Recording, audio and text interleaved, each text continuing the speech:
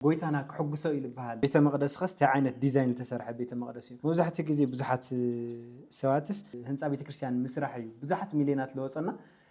ልዙ ህንፃ ሰብ ዲ ንጎይታ ዝሕጉሶሲ ወይስ ህንፃ እግዚአብሔር እዩ መን ንጎይታ ዝሕጉሶ ሰራር እግዚአብሔር ኣብ ህንፃ ናይ እግዚአብሔር ክስታይ ይኮነ ንዝዓረቀ ዝባን ንዝሓዘነ ስነ ልቦና ንዝሓመመ ህይወት ጎይታና ምንሐና ኢየሱስ ክርስቶስ አብለት ዓርብ ከሳቂዎ ከለው ካብ ረቡዕ ሒዘምዎ እናገረፈዎ እናጸፈዕዎ ምንም አይወሎም አፉውንስ አይኸፈተን ይሉ እና ኣብ ቤተ መቅደስ ኣብ ምኩራብ ጊዜ ግን ቤተ መቅደስ መሸጥ ገይሮሞ ክጸንሕዎ ከለው ተናዲዱ ብጭጉራ ፈውቅዕዎም ይሉ ስነ ልቦን ናይቲ ህዝብ ዘይተረዳእኻ ከይትሰብኽ ይኮዝል ምክንያቱ እቲ ትሰብኮ ተረዲእኻ እቲ ህዝቢ እቲ ናይ እግዚአብሔር ቃል ታይ ኮይኑ ዘሎ እቲ ህዝቢ መጽናዕን ዕዲ ደልዩ ዘሎ እቲ ህዝቢ ጠሚው ወዲ ዘሎ እቲ ህዝቢ ሓዚኑ ዲ ዘሎ እቲ ህዝቢ ተስፋ ቆሪጽ ዲ ዘሎ እዚ ናይ ቦይ ገዛ እዚ ቤተ መቅደስ እዚዩ እዚ ቤተ ጸሎት እዚዩ ዕዳጋይ ትግበሩ አይግባእን እዚ ክልተ ነገር ኣለዎ ምስ ኢየሱስ ክርስቶስ ዘይነበረ ሃይልወሎ ህይወት የብሉን ብሳልሳይ ኣብ ቤተ መቅደሰይ ወሓፈይ ነውሩን ጎይታና ምንሐና ኢየሱስ ክርስቶስ ኣብ ምኩራብ ጊዜ ብጭጉራፍ እንድሕር ተዋቅዕ ነይሩ ኮይኑ ኣብዚ ኸዚ ጊዜ ዛ ጭጉራፍ ዘልዕላ ኸሲ ካብ ቦታት ብፃና ኣበው ድዩ ካብዚ መምህር ሰባኪ ድዩ ወይስ ካብዚ ሓለቃ ድዩ ወይ ደሞ ካብዞም ሓለውቲ ኣብ ሓንቲ ቤተክርስትያን ዋርድያ እንይህዋና ኣብ ቤተክርስትያን ብዙሕ ነገራት ይግበር እዩ ከምትና ሻው ጊዜ እግዚአብሔር ተገሊጹ በትር ሒዙ ወይ ድማ ገመድ ሒዙ እተው ውፃእ ስለ ዘይበለና አይንበርኮ ሕዝውን እኮ ካብ ቤተ መቅደስ ይውፃና እንዲ ዘሎ ወይለ ብዙሕ ሰብ ደ ካብ ቤተ መቅደስ ወፅዩ ኣብ አዳራሽ ይዋዕለን ብዙሕ ደ ካብ ኣውደ ምህረት ወፅዩ ኣብ መናፈሻ ቤት ይዋዕለን ዘሎ በኃጢአት እንዳገረፈ ካብ ቁርባን ይውፃና ኣሎ በኃጢአት እንዳገረፈ ካብ ጾም ጸሎት ይውፃና ኣሎ በኃጢአት እንዳገረፈ እንካብ ኣውደ ምህረቱ ኸይድካ እንካብ ሰንበት ትምህርት አዳራሽ ከይድካ ቃለ ወንጌል ምስማዕ ዝኾነ ምክንያታት እንዳሃበ የባረና ኣለኩ ከተማ እኮ በጽሕና እዩ መድሃኒ ዓለም መዓልቲ በየመናፈሽኡ ዝውዕል መንእሰይ ዘርፍር መንእሰይ ትርን ስእለተ ሰንበት አምልኮ ትፍጽመላ ናይ እግዚአብሔር አምልኮ ትገልጸላ መዓልቲ ካብ ገዛኻ ጀሚርካ እስካዕ ቤተ መቅደስ እንዳጸለኻ እንዳመስገንካ ከይድካ ምስ ደቅኻ አምልኮ ፈጽምካላ ትመጽእ መዓልቲ ዕለተ ሰንበት እኮ ቤተክርስቲያን ዘይከደ ናብ መናፈሻ ዝወጽእ ወለዶ ይትርን ካብቲ ቅዱስ ቦታ ውጽዩ ኣብ ዝኾነ ናይ ሓደ ድራሽ ይውዕለና ኣሎ ተደራሽ ንስግን ሙሉእነት ይብሉን ቤተ መቅደስ ግን ዘለዓለማዊ እዩ አንቱም ናይ ላይቡን ናይ ንግድን ገርኩማ ቤተ መቅደሰይ ውጹ አቱም ኩፋት አቱም ላይቡ ዝኾንኩ ውጹ ካብ ቤተ መቅደሰይ ካብ አውደ ምህረት ዋ ብዙሓት ብስርቅን ብግዛዕን ተሰማሮና ይውጻና ኣሎ የባረና ኣሎ እግዚአብሔር ስሩሕ ይሰርሕልኝ በስመ አብ ወወልድ ወመንፈስ ቅዱስ አሐዱ አምላክ ዘለዓለም ሥላሴ ጎይታናን አምላኽናን መድኃኒናን ኢየሱስ ክርስቶስ ክብርን ምስጋናን አምልኮትን ንዑ ይኹን በዚ ሰዓት እዚው ስርጉት ሚድያ ዝመሓላለፈልኩም ናይ አስተምህሮ መልእኽቲ ቅድሚ ሕዚ እንዳተኸታተልኩም ሕዚውን እትከታተሉ ምክትታል ዘጀመርኩም ወደሞ ያብቲ ምክትታል አቲኹም ናይ እግዚአብሔር ቅዱስ ቃል ክትሰምዑ ኩልህና እውን ካብ አምላኽና እግዚአብሔር በረከት ክንረክብ ቅዱስ ፈጣሪና ዝተመስገነን ይኹን ስርጉት ሚድያ ናይ እግዚአብሔር መልእኽቲ ንኽነት ተሓላልፍ ኣነውን ናይ እግዚአብሔር ተልእኮ ክሕልፍ ደቅናውን ንህዝቦም አገልግሎት ንህዝቦም ጥቕሚ ንህዝቦም አስተምህሮም ክረክብ ምእንቲ ዝገብርዎ ድኻም ይኹን ሞያዊ ፈነወታት ኩሉ ዝገብርዎውን ንደቅና እግዚአብሔር አምላኽና ዕድመን ጥዕናን ይሃበልና ካብዚ ንላዕሊ እቲ ሚድያ ጠንኪሩ ተስፋሕፊሑ ብዙሕ ህዝቢ ቅዱስ ቃሉ ክሰምዕ ብዙሕ ህዝቢ ብቃሉ ክቃነ ብቃሉ ክምራሕ ብወንጌል ክስበኽ ብወንጌል ክቅደስ በኢየሱስ ክርስቶስ አሚኑ ኣብ ናይ እግዚአብሔር ገዛ ክነብር ሕዝውን ጽባሕን ዘለዓለም እንዳ እግዚአብሔር ክነብር ምእንቲ እግዚአብሔር አምላኽና ቅዱስ ፈቃዱ ይኹን ኩልኹም ተኸታተልቲ ካብኡ ንላዕሊ ተኸታተልቲ ንኽነፍሪ ዝመሃር ህዝቢ ክበዝሕ ናይ እግዚአብሔር ቅዱስ ሰብ ክኸውን ምእንቲ ክትጽዕሩ ክትደኽሙ ኩልኹም በብተልእኾኹም በብትኽእለኹም ሓደራ እንዳበልና ናይ ሎማዓንቲ አስተምህሮና በዛዕባ ቤተ መቅደስ ወይ ድማ በዛዕባ ናይ ቅዱስ ያሬድ ስያሜ ካበይ የምጽኡ ቅዱስ ያሬድ ሰይምዎ እዚ ስያሜ እዚ ዝህቦ ዘሎ ንዝብል ከምቲ ዝመፀናዮ ስፍሕ ዝበለ ትምህርቲ እንዳተዋሃበ ዝመፀ ዝሓለፈ መጀመርያ ናይ ዝወረደ ኢልና ናይ ጾማራ መጀመርያ ክርስቶስ ኢየሱስ ካብ ሰማያት ወሪዱ ድንግል ማርያም ሓዲሩ ከም ተወለደ ከም ዝመፀ ድሕሪኡ ድማ ኢየሱስ ክርስቶስ ብዛዕባ ቅድስና ከም ዘስተምሃረ ብዛዕባ ቅድስና ብዛዕባ በረከት ብዛዕባ ጽድቂ ከም ቅዱሳን ኩኑ ኢሉ ሰፊሕ አስተምሮ ከም ዝሃበ ቅዱሳን ክንከውነለና ዝብል ሰፊሕ አስተምሮ ተማሂርና ኢና ቅድስት ይባሃል ሕዚ ድማ ምኩራብ ይባሃል እዚኦም ዞም ስማት እዚኣቶም ቃሎም ካብ ቅዱስ መጽሓፍ እዩ ሰያሚኦም ግን ቅዱስ ያሬድ እዩ እነዚ ምስ ምስጢርን ምስ አስተምሮን ምስ ናይ ወንጌል ቃል እንዳተሓሓዘ ቅዱስ ያሬድ ሙሉእ ሃፍቲ ስለ ዝኾነ ዝሰየሞም ስያሜ ምስ ዜምኦም ምስ ትርጓሚኦም ምስ ምስጢሮም ዝማቻቾ ዝሰየሞም ሊቃውንቲ ድማ ካብ ቅዱስ ያሬድ ተቀቢሎም አገልግሎት ዝብሎም ዘሎ እሞ ለማዓንቲ ዘወረደ ዘቅድስት ኢልናስ ሕዚ ሳልሳይ ሰንበት ኮይነሎ ሰለስተ ስዋኤ ንመልእ ለና ምእመናን ተጠቂምናሉ በእውነት ትጾም ንጥቀመሉ እንተሊና ናይ እግዚአብሔር ቅዱስ ቃል ንሰምዓሉ እንተሊና ሳልሳይ ሰሙን ወይ ሳልሳይ ስዋኤ ኢና ንኸድዝነና እሞ እዚ ድማ ሳልሳይ ስዋኤ መን ይበሃል ምኩራብ ይበሃል እሞ ብዛዕባ ምኩራብ ኢና ክንነጋገር ደቅና ሒዞሞ ዝመፁ ጥያቄ ድማ እስቲ ጥያቄ ክንሰምዕ ካብ ደቅና ዕለቱ ግን ዕለተ ናይ ምኩራብ አስተምሮ ኢና ክንመሃር ሽን ብጽቦና ብራከ ምጽሕኒ ለማዓንቲ ሃም ዝልበልዎ ሳልሳይ ሰንበት ምኩራብ በጽሕናን ኢና እቲ ሒዝና የለመጻና ሕቶ ደሞ ብዛዕባ ምኩራብ እዩ እና ስና መጀመሪያ ሕቶይ ምኩራብ እንታይ ዓይነት አገልግሎት ዝተገበረሉ ቦታ እዩ ቤተ ምኩራብ ኢልና ንጽውዖ يغني اللي يصبو طياقي ايو مس معلتو مس سمنو مس تسواء يزغيط طياقي ايو بوا ኢየሱስ ምኩራብ አይሁድ بوا ኢየሱስ ምኩራብ አይሁድ ይብል ቅዱስ ያሬድ በመዝሙሩ እዚ መዝሙር እዚው እንረኽወውን ኣብ ዮሐንስ ወንጌል ምዕራፍ 2 ቁጥር 13 ኢና ኢየሱስ ክርስቶስ ናብ ኢየሩሳሌም ናብ ቤተ ጸሎት ከደ ቦአ ማለት አተወ ማለት እዩ ተቃሉ ቦአ ሆረ ማለት ከደ ማለት ቦአ ማለት ድማ አተወ ናበይ ምኩራብ አይሁድ ናብ ናይ አይሁድ ቤተ ጸሎት አተወ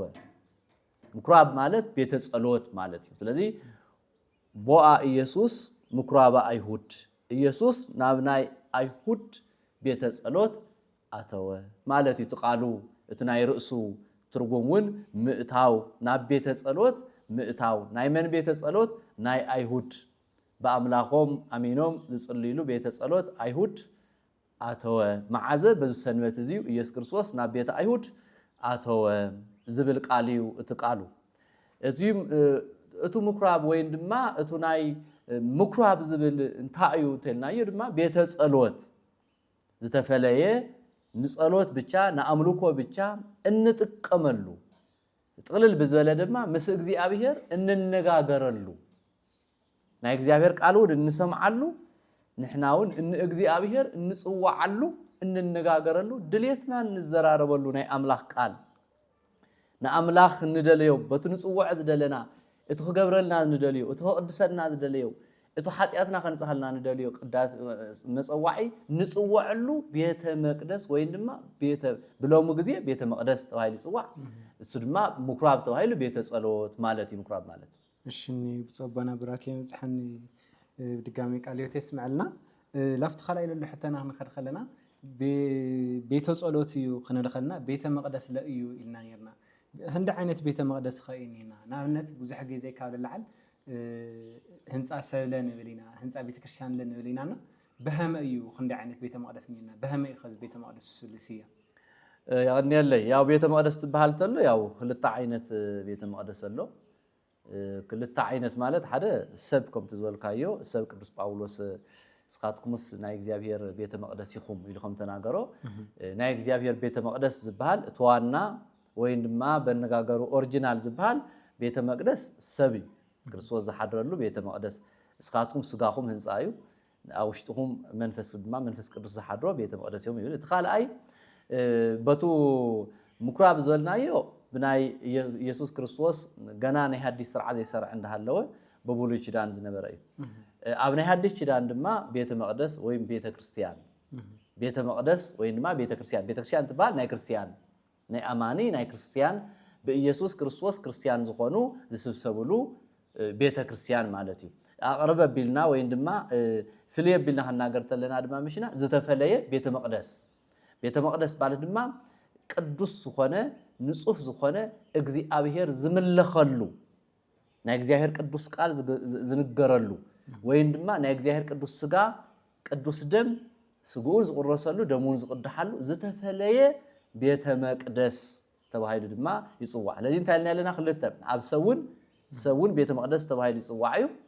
ቤተ መቅደስ ድማ እዚ ቤተ ክርስቲያን ነው ለዘለና በአጠቃላይ ቤተ መቅደስ ተባሂሉ ድማ ዝተፈለየ ዝተቀደሰ ተባሂሉ ቤተ መቅደስ ዝብሃል ቤተ ክርስቲያን ወይን ድማ ቤተ ጸሎት ቅዱስ ስጉና ክቡር ደሙ በሐዲስ ኪዳን ዝቆረሰሉ ዝፍተተሉ ቅዱስ ወንጌሉ ዝስበኸሉ ዝንገር ወንጌሉ ኩሉ ኳስ ስበኸ እንተኾነ ብዝተፈለየ ምስ ቅዳሴ ምስ መስዋዕት ተተሓዘ ግን ኣብ ቤተ መቅደሱ ዝጽለየሉ እዩ ቤተ ክርስቲያን እዚዩ ቤተ ክርስቲያን ወይማ ቤተ መቅደስ ከመዩ ወይማ ክንደይ ዓይነት እዩ ንዝብል ሐሳብ ቤት መጀመሪያ ፍሊክ ነብለለና ዝተፈለየ እዩ ቤተ ክርስቲያንስ ምናቱ መቸን ህንጻ በእምኒ በጭቃ ወይን ድማ በብረት በሲሚንቶስ ሁሉ ይስራሕ መኖሪያ ገዛውን መሳርሐውን ናይ ንግድ ቦታውን ሁሉ ይስራሕ እዩ እሱ ህንጻ ተባሂሉ ይጽዋዕ ጽይሉ ህንጻ ወይ ድማ ገዛ ተባሂሉ እቱ ግን ቤተ ክርስቲያን ቤተ መቅደስ ተባሂሉ ይጽዋዕ ይፍለይ ታፍትሽሙ ዝተፈለየ እዩ ቤተ መቅደስ تبهال زنمنتا يتبهال معازي يزبهال تجرشو تهانيسو ببرتن بسمينتو أن يكون بجكان بأمنن بعنجتن يكون تهانيسو مستودئ قد بيت مقدس تبهال خاص وعزخل صلوت الله أول صلوت الله إتو صلوت ناي قدوس ياريد صلوت الله كوانجيل صلوت الله كابستفلالي قدوسات مصحفت توصاصيኦም صلوت براكي ناي براكي وينما ناي زبارخ ناي بركت وينما ناي براكي مصحفت له تدغيموم بصيحوم نتو هنصا بقدوس قبا قدوس ميرون تقبيو مسنغسه اذا هنصا ازيو هنصا نرو حزغن بيت مقدس كوينو تبايلو مستبارخه يوج بيت مقدس كابزلم عنت تاب زعلس يجميرو تقدسو تباريخولو بيت مقدس تبايلو يصوا هنصا يكونن بيت مقدس تبايلو يصوا انتاي اتوم زغبؤم صلوتات مسبصحو اتوم ወንጌላት አርባዕቱ ወንጌላት አለው መልእክታት አለው ናይ ብሉይ ኪዳን ካብ ኦሪት አለው ዝተፈላላዩ ናይ ቅዱስ ያሬድ ዜሙኡ በሎ ንባው አሎ እዚኦም ኩሎም ምስተጨረሹ ካብዛ ሰዓት እዚ አጀሚራ ህንጻት ዝባሃል ዝነበረ ቤተ ክርስቲያን ወይን ድማ ቤተ ጸሎት ቤተ መቅደስ ተባሂሉ ተሰይሞሎ ተባሂሉ ቦቱ ዝምልከቱ አካል ይስይም ብድሕሪ እንታይ ተባሂሉ ይጽዋዕ ቤተ መቅደስ ቤተ ክርስቲያን ቤተ መቅደስ ህንጻ እንዳልካ ይጽዋዕ ቤተ መቅደስ ወይማ ቤተ ክርስቲያን ኢልካ መጸውዒ ይወሃቦ ለዚ እዚ እዩ እቲ ቤተ መቅደስ ማለት እሺ ንዩ ጽቦና ናፍቱ ቀጽል ለልሕተይ ክኸድ ከለኹ እዚ ንምስራሕ ጎይታና ክሕጉሶ ይልበሃል ቤተ መቅደስ ኸስተ ዓይነት ዲዛይን ተሰርሐ ቤተ መቅደስ እዩ መብዛሕቲ ግዜ ብዙሓት ሰዋትስ ካብ ቤተ መቅደስ ዘንጻ እግዚአብሔር ህንጻ ሰብ ምስራሕ ህንጻ ቤተ መቅደስ ህንጻ ቤተ ክርስቲያን ምስራሕ እዩ ብዙሓት ሚሊዮናት ለወጸና ለዚ ህንጻ ሰብ ዲ ንጎይታ ዝሕጉሶሲ ወይስ ህንጻ እግዚአብሔር እዩ መን ንጎይታ ዝሕጉሶ ሰራራሕ ኢልና ጽቦው ያው መጸውዒ ስሙ ኣብ ክልተ አካላት ይጽዋዕ ኢልና የለና ኣብ ሰብና ኣብ ቤተ መቅደስ ኢልና የለና ሳልሳይ ኣብ አሰራርሑ እቲ ቤተ መቅደስ ዝብሃል ወይን እቲ ቤተ ክርስቲያን ዝብሃል ናይ እግዚአብሔር ቤተ መቅደስ እንዲና ኢልና የዘለና ቅዱስ ዝተፈለየ ዝተቀደሰ እግዚአብሔር ዝሓድረሉ እግዚአብሔር ዝነግሰሉ እግዚአብሔር ዝምለኸሉ ተአኪብካን አምላኽ ተምልኸሉ ናይ መምለኺኻ ቦታ ቤተ መቅደስ ኢልና ያለ እንድሕር ናይ እግዚአብሔር ገዛ ኮይኑ እግዚአብሔር በኸመይ እንተ ተሃኒጹ እዩ ክሕጉሶ ዝኽእል እቲ ቤተ ክርስቲያን እቲ ቤተ መቅደስ በኸመይ እንተ ተስራሕ እዩ ንእግዚአብሔርማ ዝዓበየ ብጣዕሚ ዘምሓረ ዘንፀባረቐ ውብ ዝኾነ ወይ ድማ ብጣዕሚ ዝሕጉስ ህንፃ ዓብይ ተሰሪሑ ህንፃ እግዚአብሔር እንድሕር ዝምለኸሉ ኮይኑ እግዚአብሔር ይሕጎስ ብዝኾነ ጽላል ቆጽሊ ገርካ ዕንጨይቲ ተኺልካ መጋረጃ ገርካ ውዒልካ እግዚአብሔር ዝምለኸሉ እንተኮይኑ እግዚአብሔር ይሕጎስ ብሳዕር ገርካ ምጽኻ ኸዲንካ ቤተ ክርስቲያን ኢልካ መጋረጃ ገርካ እንተቀድስካሉ እግዚአብሔር ይሕጎስ ብዝተፈላለየ ስራሕ ሰራሕካዮ እግዚአብሔር ትስራሕ ይዝርኢ ትዘምልኽ ዘሎ ሰብኡ እቲ እግዚአብሔር ዝጽውዕ ዘሎ ሰብኡ እተውኡ ተረኺቡ እግዚአብሔር ዘንግስ ዘሎ መለክዒው እግዚአብሔር በቱ ዘምልኽ ዘሎ በቱ ዘንግስ ዘሎ በቱ ዘአመነ ህዝቢ በቱ ዝተማሃረ ህዝቢ በቱ ወንጌሉ ተረዲእዎ ቤተ መቅደስነቱ ተረዲእዎ ዝተሰብሰበ ህዝቢ እግዚአብሔር ዝሕጎስ እግዚአብሔር ኣብ ህንፃ ናይ እግዚአብሔር ክስታይ ይኮነን ታይዳ አዩ ህንፃ ነቶም መምለኽቲ ነቶም መንግስቲ ነቶም ክቅደሱ ዝመፁ ህዝቢ ሰፊሕ እንተገርካዮ ብዙሕ ህዝቢ እንትኽሕዝ ጽቡቕ እንተገርካዮ እቲ ዝጽሊ ሰብ ዓይኑ ከምዚ ክጽሊ እንተሎ ደስ ክብሎ ነዊሕ እንተገርካዮ ነቲ ሰብ ፎኩስ ኮይኑ ደስ ኢልዎ ከምልኽ ዝተፈላለየ እንተገበርካሉ ነቶኡ ዘንግስ ነቶኡ ዘምልኽ ነቶኡ ዘቅድስ ነቶኡ ዝቅደስ ነቶኡ ዝሰብኽ ነቶኡ ዝቅድስ ነቶኡ ዝቆርብ ነቶኡ በረከት ዝቅበል ወዲ እግዚአብሔር ዝኾነ ናይ እግዚአብሔር ቅዱስ ቃል ክቅበል ዝተሰብሰበ ቅዱስ ህዝቢ ንዕኡ ደአዩ ምስፍሑ ምክፍሑ ምኑሑ ምሕፃሩ ምጽዋው ምቂሑ ምኑሑ እምበር ምጽዕዳው እምበር ብዛዕባ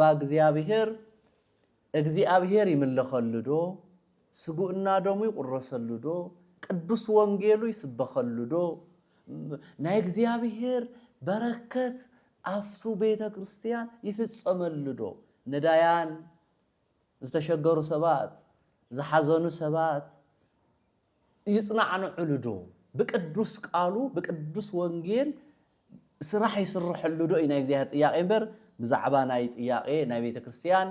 ሰፈሐ ጸበ ገፈሐ ዝብል ናይ እግዚአብሔር ጸበቀ ሓመቀ ዝብል የብሉን አው ግን ክሪኦ ዝግባአና ከም ትውፊት ከም ናይ ቤተ ክርስቲያንና ስርዓት ከም ናይ ቤተ ክርስቲያንና ትውፊት ግን ሰለስተ ነገር ዓይነት አሰራርሓ ኣለዎ ሓደ ሰፊሕ ጽኢሉ አንጎሎ ኮይኑ አርባዕተ አንጎሎ ኮይኑ ኣብ ውሽጢ ቤተ መቅደስ ዘለዎ ካብ ውሽጢ ቤተ መቅደስ ድማ በሰለስተ ትርጉም ዘለዎ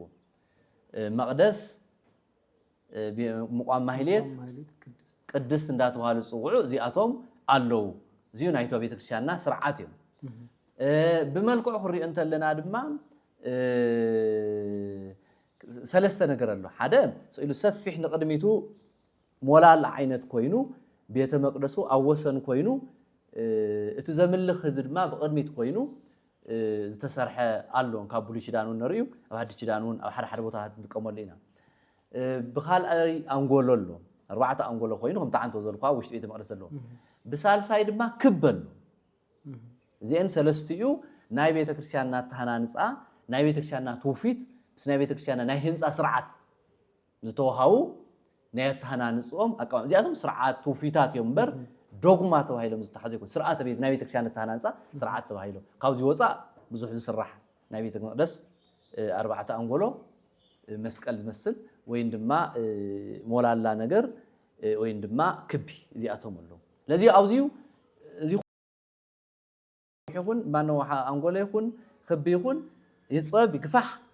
ነቲ ተጠቃሚ ንምጥቃሙ ምእንቲ ክጥዕም ዳ እምበር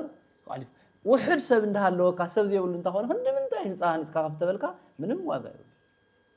ነቲ ሰብካ ዝኣክል ነቲ ዝግልገል ሰብ ዝኣክል ሓሲብካ ነቲ ከባቢካ ሰበኻ ዘሎ ዓመት በዓል ዘኽብረሉ ዘንግሰሉ ህዝቢ ሓሲብካ ቤተ ክርስቲያን ብኸባቢኻን ብህዝቢ በዝሕኻን ርኢኻ ንቅድሚት እውን ተሓሳብ ገርካ ዝስራሕ ቤተ መቅደስ ዳ እምበር ኣብ ናይ ክርስቶስ ርኢዩ እዚ እንተኮይኑ እዚ እንተፀዩ እዚ እንተገፊሕ ዝበሃል ግን የለን እሺ ብጾበና ቃል ህይወት ይስማዓለይ ካበሉኒ ጎይታ ልምሎ ከሉስ ትናስተዕዮ ጎይታ እዛዓዊ እዝኒ ይስሉሎ ቤተክርስቲያን አሰራርሓ የለ ኢሎምና ትልዓዊ ደሞ ህንፃ ስላሴ ላወል ነይሮም አማ ኸለና ብዙሕ ሐሳባት ደሞ ታይብሉ እዮም ሚሊዮና ተውፂና ቤተክርስቲያን ካብ ንሰርሕሲ ነቱ ህንፃ ስላሴ ዘሎ ሰብ ንዝጠመ ዘይንሕግዝ ይብሉ እዮምና እዚ በህመ ይረአ ብናቦና አውዚዩ ኩልና ንብሎ እዩ ምክንያቱ ሕዚ ሓደ ቤተክርስቲያን ተመጣጠነ ቤተክርስቲያን ኣብ ከባቢኻ እንዳሃለወ ታኡ ካብኡ ንላዕሊ ኣስፊሐ ነግጂፈን ክሰርሕ የቤተክርስቲያን ኢልካ ተሓስቡ እሞ ካብኡ ኣብዚ ትሪኦ ነገር ኣሎ ፅቡቅ ምሕሳብ ቤተክርስቲያን ዝሰፍሐን ሰፊሕ ብዙሕ ህዝቢ ዝሕዘልና ቤተክርስቲያን ሚሊዮና ተውፂና ንስራሕ ማለት ተሓሳቡ ፅቡቅ እዩ ግን ህዝቢ ኸብ ከመይ ኣሎ ክልቲኡ ዝረአ ምክንያቱ ቤተ መቅደስ ዝበልናዮ ወይ ድማ ህንፃ ስላሴ ወይ ድማ ምሕደር እግዚአብሔር ዝበልናዮ ሰብ ኣሎ ሕዚ ኣብቲ ከባቢ ነቲ ህዝቢ እንዲ ክስራሕ ቤተ መቅደስ ስራሕ ዘሎ እንኮ ነቲ ህዝቢ እዩ ኢለካ ኮይ ዓንቶ ሰፊሕን ፀቢብን ዝበሃልስ ንህዝብኻ መጠን ርኢኻ ህዝብኻ ዝፅለለሉ ፀሓይ ከይኾኖ ቁሪ ከይኾኖ እግዚአብሔር ዘምልኾሉ ዝተፈለየ ዝተቀደሰ ንክኸውን እዩ ቤተ መቅደስ ስራሕ እምበር ናይ እግዚአብሔር ቤተ መቅደስ ተዋና ቤተ መቅደስ ሰቢለ አንቶ ዝሓድሮ እግዚአብሔር ኣብ ሰቢ ድግን ድሕረብ ሰብ ዝሓድር ኮይኑ እግዚአብሔር ኣፍቱ ቦታ ብጣዕሚ ገጅፍ ቤተክርስቲያን ክሰርሕ እንዳሃለኻ ታፍቲ ሓደ ንእሽ ዝበለ ቤተክርስቲያን ዓብይ ቤተክርስቲያን ክሰርሕ ትኾንካስ ታኢኻ ኮንካ እዩ ፀቢቡካ ድዩ ህዝቢ ዲ ፀቢብዎ ነቲ ህዝቢ ንኣምልኮ ዲ ንእስዎ ቁር እንዳወቀዖ ንፋስ እንዳወቀዖ ወይ ድማ ቃል እግዚአብሔር ክሰምዕ መስምዕ ሲኢኑ ዲ ቅርብ ኢሎ ቤተ መቅደስ ኣትዩ ኣብ ውሽጢ ኣትዩ ፀቢብዎ ደገ ስለ ዘሎ ነቲ ህዝቢ ክተግፍሕ ዲኻ ዓብይ ህንፃ ክትሃንፅ ትደሊ ዘለኻስ ወይ ስኢልካ ገንዘብ ኣለኒ እሞ እንካብ ንሰብ ዝቦ እንካብ ንዝጠመየ ከብዲ ንዝዓረቀ ዝባን ንዝሓዘነ ስነ ልቦና ንዝሓመመ ህይወት ስጋ እንካብ ነቲ ዝሓመመ ምሕካም እንካብ ነቲ ዘጠመየ ምብላዕ እንካብ ነቲ ዝዓረቀ ምኽዳን እንካብ ነቲ መደቀስን ገዛ መፅለሊ ስኢኑ በየኣንጎሉ በየፅላል ቤቱ ገዛ ምሕደር ስኢኑ ዝቕበዝ ዘሎ ወዲ እግዚአብሔር በአርአያ ስላሴ ዝተፈጠረ ሰብ እዚን ካብ ምግባር ወፂኻ ነዚ ይገብርን አይ ህንፃ ይሕሸን ግን መን ይዘልጽ እቲ ህንፃ ስላሴ ዝጠመየ ክበልዕ ዝዓረቀ ክኽደን መደቀሲ ወይ መፅለሊ ፅላል ሰኣነ ፅላል ክስራሓሉ ዝሓመመ ክሕከም ካብ ሕማም ክድሕን እዚኣቶም ይበልፁ መን የሚበልፁ እቱ ህንፃ ስላሴ ምንክብኻብን ምስራሕን ምክንያቱ ንምንታይ ተመጣጠ ነገር ካሰሪሕኻ ንዕኡ ኣምልኩ እንዳፈጸመ ከይመውት ከይጠፍእ ከይስደድ ግን ነቱ መከራ ዘሎ ህዝቢ ምሕብሓብን ምሕጋዝን ይመርጽ መን እግዚአብሔር ሲፈቱ አወ እግዚአብሔር ገንዘብካ ቅድሚያ ኣብ ከርሰ ሩቃን ኣብ ከርሰ ርሁባን ኣብ ዝባነ ሩቃን ኣብ ከርሰ ርሁባን ገንዘብካ ውዕሎ ድሕሪኡ ታዝ ጠሜት ከብድ ምስ በልዐት ታዝ ዝዓረቀት ክዳን ዝባን ምስተኸደነት ታዝ ሓዘነት ህይወት ምስተረጋገአት ከምልኸላ ዝኽእል ድማ ነቲ ህዝቢ ብዝኣኽሎ መጠን ነቲ ከባቢ ዘሎ ህዝቢ ክምጥኖ ይኽእል ብትብሎ ስፍሓቱን ግፍሓቱን ድማ ጽቡቕ ቤተክርስቲያን ተሃነጽካ ድማ እንተትሄይስ ገበርከ ትይውንጽ ነቱ ህንፃ ስላሴ ቅድሚያ ዕሪኻ ኣኻ ኣብቱ ህንፃ ስላሴ ሰሪሕኻ ኣኻ ቀፂልካ ድማ ዘምልኾሉ ክሰርሕ እንተለኻ ክልቲኡ ኣጣሚርካያ ስለ ዝኾንካ ዝበለፀ ሰሪሕኻ ይኹን ክልቲኡ ስለ ዝሰርሕካዮ ብዝበለፀ ቅድሚያ ህይወት ወዲ ሰብ ግን ክርአን ክጥመትን ክድሕንን ክፍወስን ይግብኦ ሽኒ ቃልዮት ይስማዕለይ ጽቦና ላው ዝቀጽል ዘሎ ሕተና ላጋባድና ሓደ ክልተ ሰለስተ ሕተታት እዮም ለቀሪናና ተና መጨረሻ ሕቶ ክኾን ልደልዮ ቀርየ ንሽን ላዛ መጀመርያ ለላ ክኸድ ጎይታና ምንሐና ኢየሱስ ክርስቶስ አብለት ዓርብ ከሳቂዎ ከለው ካብ ረቡዕ ሒዘምዎ እናገረፈዎ እናጸፈዕዎ ምንም አይወለሙ አፉውንስ አይኸፈተን ይብል እና ኣብ ቤተ መቅደስ ኣብ ምኩራብ ጊዜ ግን ቤተ መቅደስ መሸጥ ገይረሞ ክጸንሕዎ ከለው ተናዲዱ ብጭጉራፍ ወቂዕዎም ይብል ኣብ ማቴዎስ ወንጌል ታይብለና ቤተሲ ቤተ እግዚአብሔር ቤተ ጸሎት ስመ ንስኻትኩም ግን መሸጥ ዕዳጋ ገይርኹምዋ ይብለና ማቴዎስ 21 ይብለና እዚን ልምታይ ጎይታ ኣፍቲ አፉ አይከፈተ ይብል አፍቲ ግን ብጭጉራፍ ወቂዕዎም ይብለና በህመ እዩ ዝምስጥሩ እሱ ይዝባል ኣብ ቤተ መቅደስ ከዓ ኣውዕርን ኣባግዕን ኣርጋብን ዝሸጡ ሸረፍቲ ተቐሚጦም ረኸበ ይብል ካብ ገመድ መግረፊ ገይሩ ከዓ ምስተን ኣባጊዕ ኣውዕርን ንኩሎም ንሰደቃኦም ከዓ ደንከሎም ይብል ወይ ድማ ባረሮም ይዝብል ታውን ታይዝ ብለና ቀጽሉ አልዕልዎ ንቤት አቦይ ቤት ዕዳጋ አይትግበርዎ ዚያ ከተጠየቅካያ ንቤት አቦይ ቤት ዕዳጋ አይትግበርዎ በሎም ወይታ አምላኽና እግዚአብሔር ተቆጥዑ አው መሸጥ ገረም ወረኸ ምክንያቱ ኢለኩ አንቶ ቤተ መቅደስ ተባሂሉ ዝስየም ተሰሪሑ ተባሪኹ ተጸልይዎ አውደ ምህረት ተባሂሉ ይጽዋዕ አውደ ምህረት ይባሃል አውደ ምህረት ህዝብ ስብሰበሉ ቤተ ምቋም ማህሌት ቅድስት ቤተ መቅደስ ዚአቶም 4 ደረጃታት አለው አውደ ምህረት ኣብ ደገ ናይ ክርስቶስ ወንጌል ዝስበኸሉ እዩ ኣብ ውሽጢ ማህሌት አሎ ቀጽልካ ቅድስት አሎ ስጋና ደሙ ዝቁረበሉ ህዝብና ቀሪቡ ዝምገበሉ ናይ ኢየሱስ ክርስቶስ ቅዱስ ስጉው ደሙ ቤተ መቅደስ ድማ ውሽጢ ካህናት ብቻ አትዮም ዝፍጽሙሉ ዘዘጋጅውሉ ጸሎታት ብሙሉኦም ብዜሙ ይኹን ብድጋሙ ይኹን ብብራኪ ይኹን እንዳተቆጸረ ስርዓት ብዘለው ከም ዝደለኻዮ ዘይኮነ ብስርዓት ዝፍጸመሉ እዩ እዞም 4 ቦታታት ተተሓዙ ዚአቶም ቤተ ክርስቲያን እዩ ሕዚ እቶም አይሁድ after ጊዜ ንሱ በሓደ ገጾውን ሰለስተ ዓይነት የሞጽም ነሮምናው ኢየሱስ ክርስቶስ ናፍቱ ቤተ ምኩራብ ወይ ድማ ምኩራብ ስለዝበልና ለትና ርእሲ after ኢየሱስ ናብ ምኩራብ ከደ ኢናይና ኣብ ናይ ኢየሩሳሌም ቦታ ኣብ ናይ ቤት ናይ አይሁድ ቤተ ጸሎት ተረኺቡ ኢየሱስ ክርስቶስ በሐዲስ ኪዳን ድማ ቤተ መቅደስ ኢናልና ያዘለና አውዚ ምስከደ ኢየሱስ ክርስቶስ ዝኸደ ከስተምሮም ይቆይዱ ከስተምሮም እዩ ናቱ እንዳዘወረ የስተምሪ ዘሎ ህዝብ ዘለዎ እንዳተረኸበ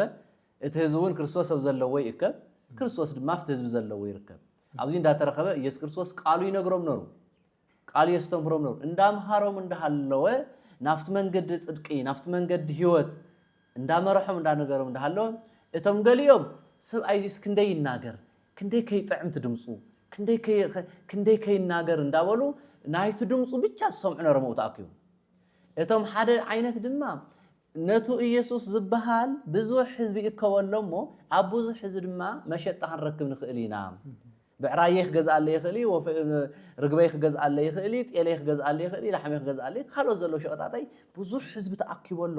ኣፍቱ ኢየሱስ ዝርከበሉ ቦታ ብዙሕ ህዝቢ ስለ ዝእከብ ስለዚ ብሙሉእ ዝሓስክዎ ዕዳጋይ ክሸይጥ ይኽእል ኢሎም ድማ ተወንጌለይ እንታዮም ክርስቶሳይ እንታዮም ታይ ይብል ከም ዘሎ ይስተውዕሉ ታይ ከም ዝነግሮም ዘሎ ይሰምዑ ክንደይ ትሸጣ ክንደይ ትሸይጥ ክንደይ ትብል ዝብል በዚ ድማ ኣው ተቀመጥ ነሮም እቶም ሓደ ዓይነት ድማ ኣውዝ ህዝብ ተኣከበሉ እዚ ብዙሕ መማረጽ ዕዳጋ ክመጻእየን ብዙሕ ሕቁር ብዙሕ ጤል ብዙሕ ሓም መጻእየን ሞ ኣማሪጽና ክንገዝም እንቲ ናፍቱ ቦታ ንስኹን ከይደለና ራይ እቲ ሓደ ናይ ኢየሱስ ክርስቶስ ድምጺ ከመይ ክንደይ ይዛረብ ከመይ ይዛረብ ትድምጽኸ ክንደይ ይጥዕም ታይ ከይትሰብ ኩሪ ልሰምዖ ታይ ከይሰብ ዝኽተሎ ዘሎ ዝብሉ ነሮም ኢለከት ሓደ ድማ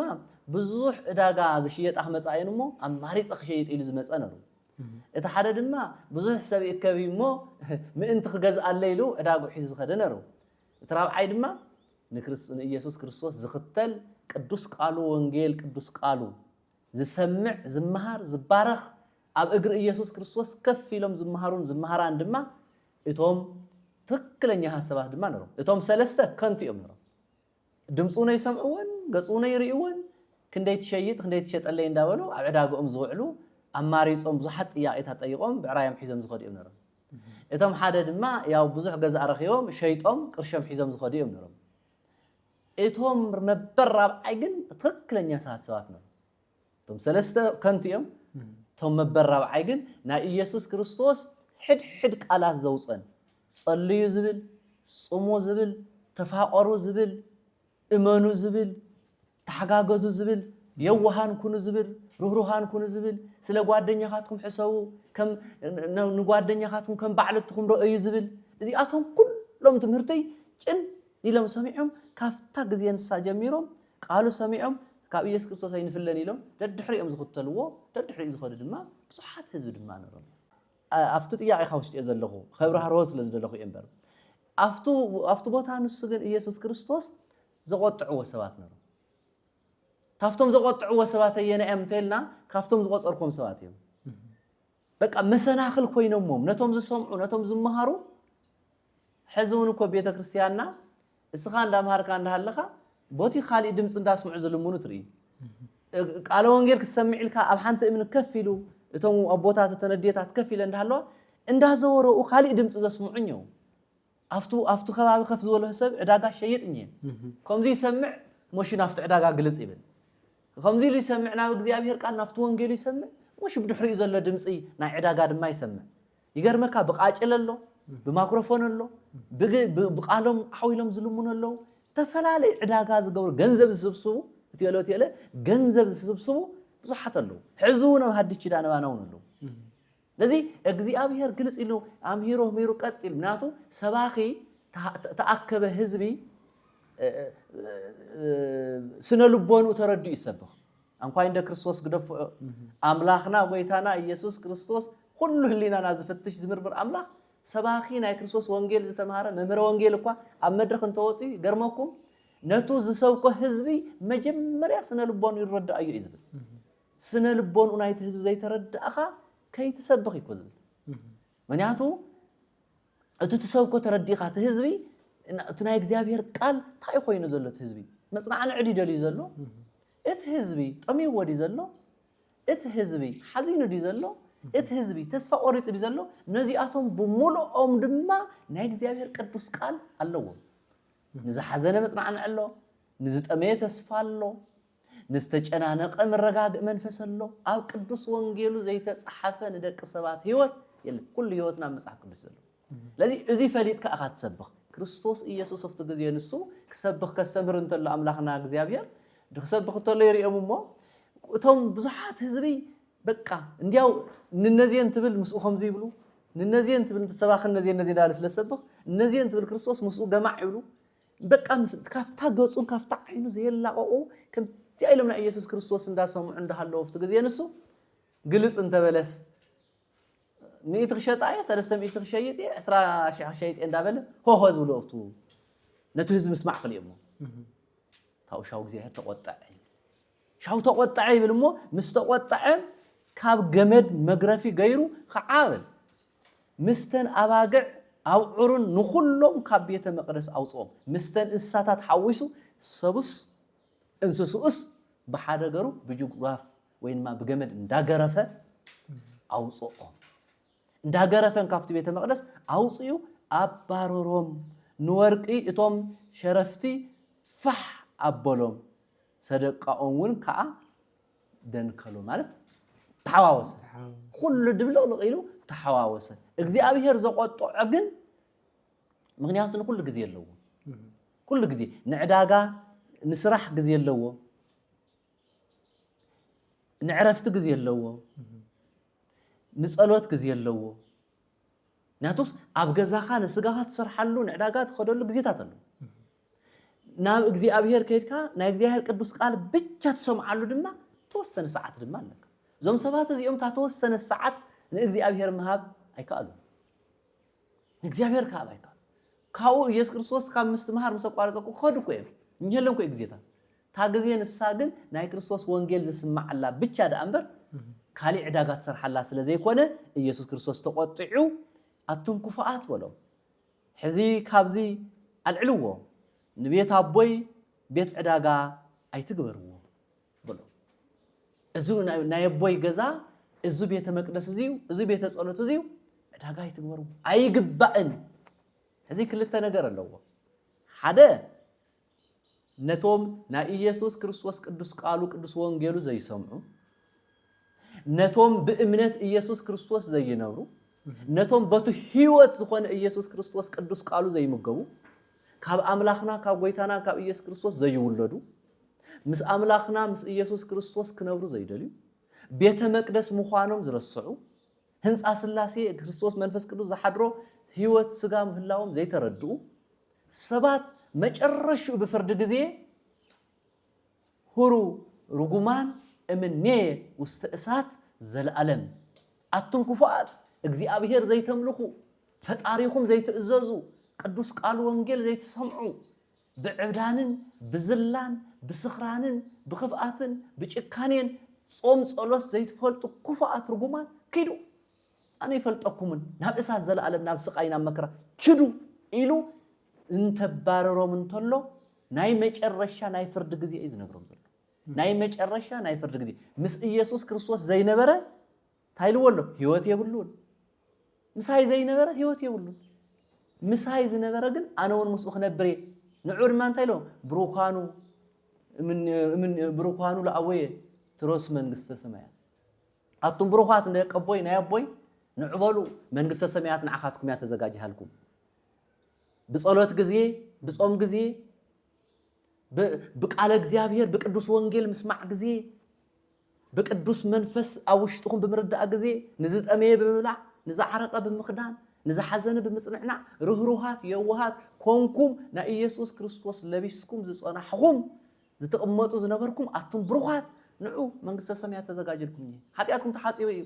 ኢየሱስ ክርስቶስ አቀራን የመስቀል ኩሉነትነትኩም ወሲዱዎ ይደምሲስዎ እዩ እስኻትኩም ድማ በቱና ኢየሱስ ክርስቶስ መንገዲ በእለተ ዓርቢ ኩሉ ነገርኩም ዘድሐነኩም ኩሉ ነገርኩም ቤዛ ዝኾነኩም ኩሉ ነገር አማላጅነቱን መድኃኒትነቱን ፈጽሙ ናይ ዘላለም ድሕነትን ህይወትን ዘጨበጠኩም ኢየሱስ ክርስቶስ ካፍታ መንገድን ሳስለ ዘይወጻኹም አፍታ መንገድ ናይ እለተ ዓርቢ ድሕነት ስለ ጽናሕኩም ገዛኹም ክፍት እዩ ምስ በረህ ይጽልምትን مسرخوكم يتسونن مستحقوسكم يتحزنون مسأتكم يتوصون مسبلعكم يتطمين مساتكم يتصمون نيهلكم بروخاتكم مسخاتكم نايبوي بروخات اوزي منغسተ ሰማያት نيهلكم ባል ክልተ አብዚ ዘስተምረና ዘሎ በመኩራብ ጊዜ ወይም ድማ አቤተ ጸሎት አብ መኩራብ ዝሰርሐ ታሪኽ ኢየሱስ ክርስቶስ ሰባት ዝመስሎም ሻው ተናዲድስ ነቶም ሰባት ሻው ዝቆጽዑም ዘሎ ይኮን ክልተ ነገር ሻቡውን ንምንታይ ዘይተሰምዑ ወጥቶም ኩፋት ከምቶም ሕዋትኩም ከምቶም ናይ እግዚአብሔር ቅዱስ ቃል ሰምዑ ዘለኹም ቅዱስ ቃል ዘይተሰምዑ ዘለኹም ኢሊ ዝቁጣዕም ዘሎ ብኻልኣይ መንገዲ ትርጓም እዩ ድማ እዚ ገዛ ይዝዩ ቤተ ጸሎት ቤተ አምልኮ ንጹህ ቅዱስ ቅድስና ንጽህና ጽድቂ በረከት ኃጢአት ዝድምሰሰሉ በረከት ዝሕፈሰሉ ቦታ ደአምበር ንግድ ዝሕፈሰሉ ቦታ አይኮነን ናይ ንግድ ቦታ አይኮነን ንግድ መንግስተ ሰማያት ንግድ ጸሎት ንግድ በረከት ንግድ ኢየሱስ ክርስቶስ ቃል ወንጌሉ ተሽምቱሉ ቅድስና ተሽምቱሉ በረከት ተሽምቱሉ ህይወት ተሽምቱሉ ገዛደ አንበር ናይ ስጋኹም ንግድታትን መሸጣት ገውርዎ አይኮነን ኢሉ ድማ ንግዚ ድማ ቤተ መቅደስ ይዘጽር ዘሎ ብሳልሳይ አብ ቤተ መቅደሰይ ጎሓፈይ ነውሩን ጎሓፍ ማለት አይ በኃጢአት ተዘፊካ በኽፍአት ተዘፊካ በጭካኔ ተዘፊካ በክህደት ተጨፊካ በመንፈቅና ተጨፊካ አብ ቅዱስ ቦታ አይተነብርን ውጹ በአምልኮ ጸናይኹም በእምነት ጸናይኹም ዘይተነብሩ ሰባት አይናተይ እንትን ተለዩ እትራብዓይ ትርጉሙ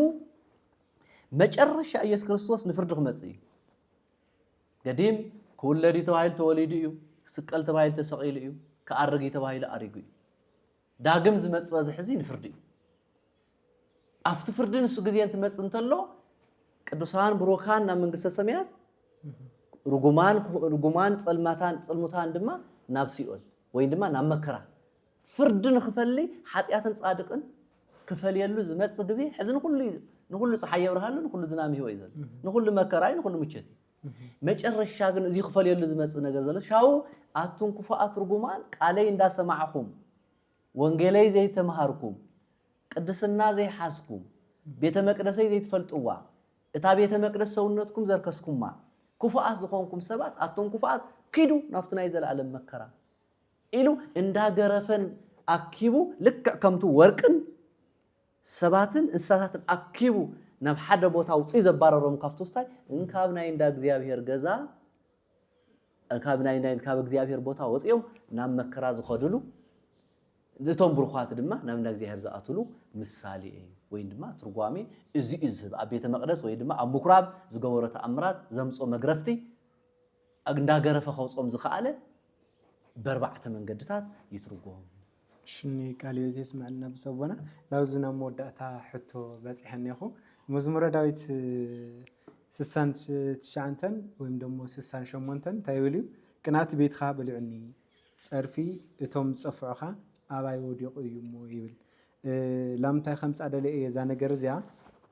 አውዝ ሕዝ ጊዜ ጎይታና መናህና ኢየሱስ ክርስቶስ ኣብ ምኩራብ ጊዜ ብጭጉራፍ እንድሕር ተዋቅዕ ነይሩ ኮይኑ አውዝ ሕዝ ጊዜ ዛ ጭጉራፍ ዘልዕላ ኸሲ ካብ ቦታት ብጻና አበው ድዩ ካውዝ መምህር ሰባኪ ድዩ ወይስ ካውዙ ሓለቃ ድዩ ወይ ደሞ ካውዞም ሓለውቲ ኣብ ሓንቲ ቤተክርስትያን ዋርድያን ይህዋና ኣብ ቤተክርስትያን ብዙሕ ነገራት ይግበር እዩ ንኣብነት ኸዚ ንግዲ ይንገድ ይናወል ነይሩ ማዓንቲ ብፀቦናና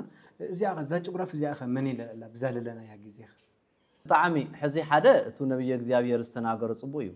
መዝሙር 69 ቁጥሪ 8 ክስካብ 9 ዘሎ እዩ ቅንኣት ቤትካ በሊዕኒ ጸርፊ እቶም እዚ ጸርፉ ኻውንም ኣባይ ወዲቁ እዩሞ ንሕዋተይ ጓና ንውልድ ኣደይውን ጋሻ ኮንኩ ለዚ ሕዚ እንታይ ዝብል ዘሎ ዝቃል እዚ ታቀት ታታናይ ቅንኣት ቤትከ በልዓኒ ማለት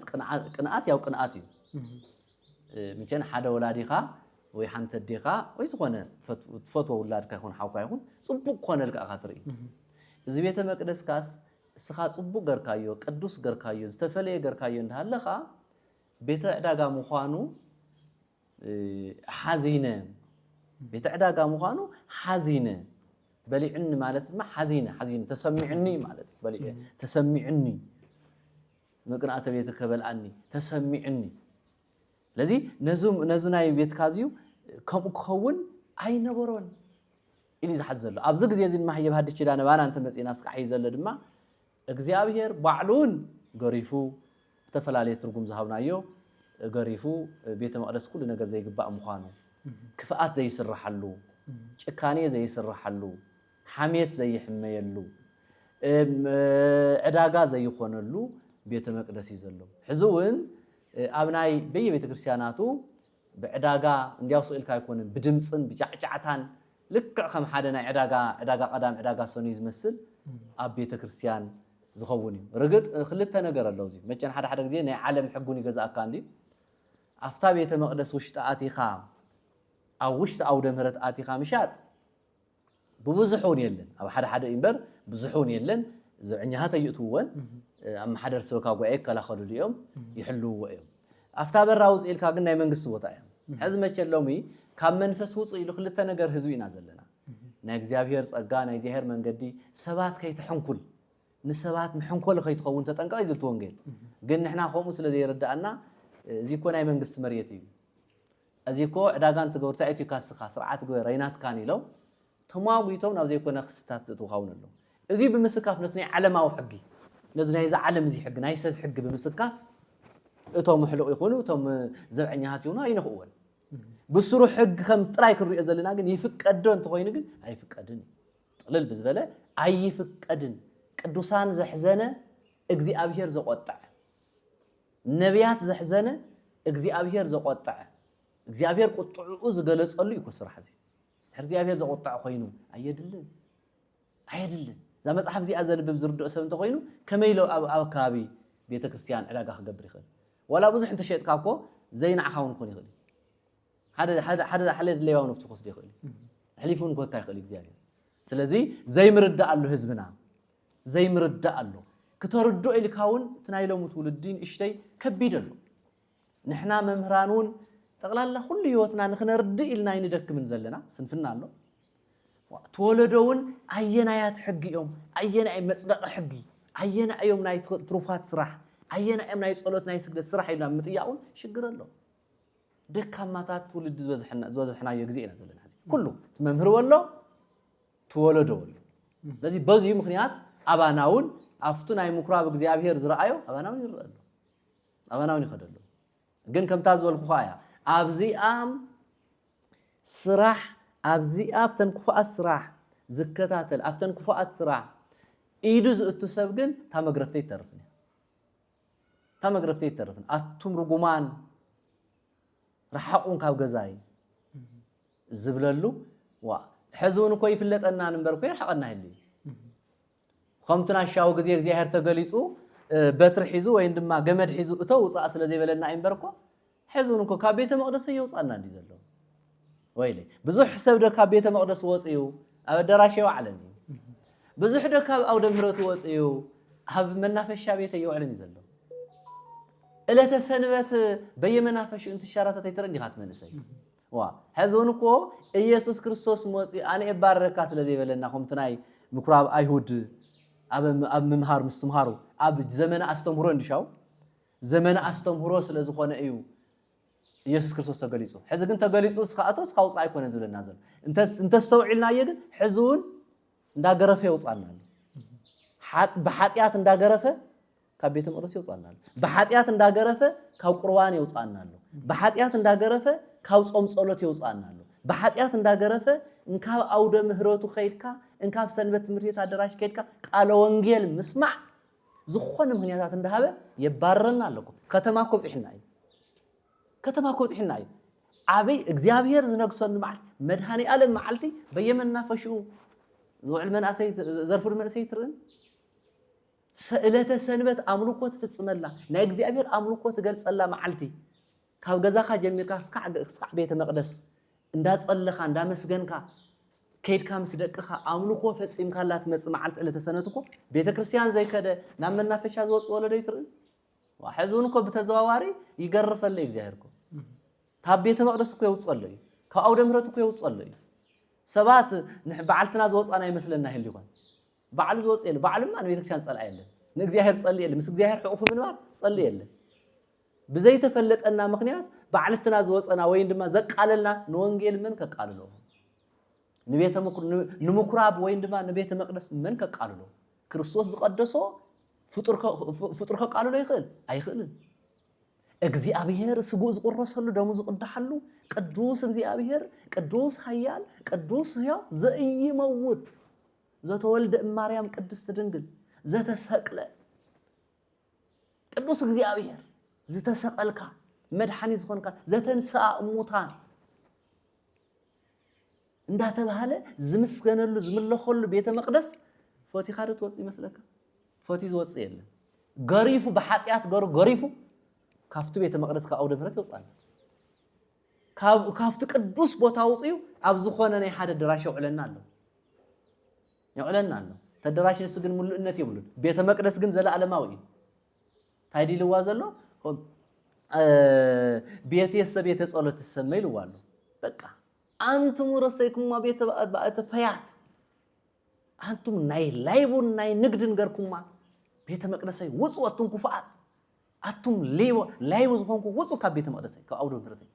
ዋ ብዙሓት ብስርቅን ብግዛዕን ተሰማረና ይውጻና ኣሎ የባረረና ኣሎ እግዚአብሔር ስሩሕ ይሰርሕልይ እዚ ኣድማ ሰማያዊት ያ ቅዱስ ያዕቆብ ከም ዝበሎ ወይ ድማ አባ ጊዮርጊስ ቤተ ክርስቲያንሰ ትትመሰል በጽርሐ አርያም ዘላኢሉ ወቅዱስ በጽር እዛ ቤተ ክርስቲያን እዚ እዛ ምድራዊት ቤተ ክርስቲያን እዛ ቤተ ጸሎት ዛ ምኩራብ እዚኣ ምድራዊት ከይትመስለኩም ሰማያዊት ያ ትትመሰል በጽርሐ አርያም ዘላኢሉ ኣብ መንግስተ ሰማያት ኣብ እንዳ እግዚአብሔር ዘሎ ገዛ ያዛ ገዛ እዚኣ ምድራዊት ከይም ሰማያዊት ያ ሆታ ለሰማይ ተሰማይ ድማ ይልይ አይቆድማ መሳልል ተተኺሎ ኣውደ ምህረት ካብ ሰማይ መላእክትን ትወርዱን ትድይቡ እኮ ይሪዋ ኣብ ሎዛ ዝተባሃለ ቦታ ኣብ ስደቱ ግዜ ኣብ ሓደ በረኻ ኮይኑ ከፍ ኢሉ ካብ ሰማይ ናብ ምድሪ ተተኸለ መሳልል ደቂ ሰባት ዝመስሉ መላእክት ትመላለሱ ኣብ ምድሪ ዘሎ ናይ ደቂ ሰባት ጸሎት ስግደት ኣምልኮ ዝፍጽምዎ ፋይል ዘብጽሑ ካብ እግዚአብሔር ምሕረት ዝላኣኹ መላእክት እንትመላለሱ እኮ ይሪዩ ንኣንድምታ ናይ ትርጓሜ መምህራን እትመሳልል ድንግል ማርያም ያ ይብሉ እትመሳልል ድንግል ማርያም ያ አንድን ካብ ሰማይ ወሪዱ ዝሓደረላ ኢየሱስ ክርስቶስ እንካብ ሰማይ ታብ ምድሪ ምስተወለደ ናብ ሰማይ ዝኣረገ ኢየሱስ ክርስቶስ ኣብ ድንግል ማርያም ሓዲሩ ተወሊዱ ስለዝኾነ እታ መሳልል ድንግል ማርያም ያ ታ መሳልል ዝራእዩ ያዕቆብ ቶም ዝወርዱ ዝድዩ መላእክት እዮም ኣብ ላዕሊ ዝተቐመጠ ንጉስ ጎይታ እግዚአብሔር እዩ ለዚ ቤተ መቅደስ ወይ ምኩራብ ቤተ ጸሎት ከምዚ መሰለ ቅድስና መስኮተ ሰማይ ምዕራገ ጸሎት ናይ ኢየሱስ ክርስቶስ ስጉእና ደሙ ዝቁረሰሉ ዝምገበሉ ኣውደ ምህረት ይዝባል ኣውደ ምህረት ቅድስት ምቋም ማህሌት ቤተ መቅደስ ካብዚ ቅዱስ ዝኾነ ሽም ወፃእ ካልእ ሽም ይውሉ ስለዚ ኣሰራርሑን ከምቲ ዝበልናዮ እዩ ለዚ ነዚ እዩ ነብይ እግዚአብሔር ዳዊት ነዚ እዩ በቃ ቀንኣት ቤትካ በሊዕኒ